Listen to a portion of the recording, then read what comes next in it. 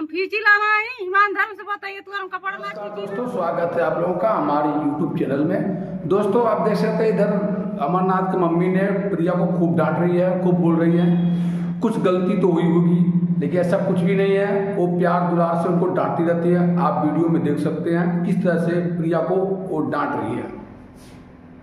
हम फीची लावा है ईमानदारी से बताइए तू हम कपड़ा ना तो मम्मी को गुस्सा लग गया बहुत ज्यादा। प्रिया को 3 दिन से ये दवा डॉक्टर दिए हैं, एक भी दवा खाई नहीं। आप लोग देखिए कहीं खुला है ये दवा, एक भी दवा नहीं खाई। गुस्सा लगता है। अभी बात नहीं मान रही हो मम्मी का, बताओ ऐसा नहीं करना चाहिए ना मम्मी। न फीचा हम फीची लावा है ईमानदारी से बताइए तू हम कपड़ा ना नहीं मम्मी उमा वालो उनके ना परेशान करेगा पर दोस्तों हमारे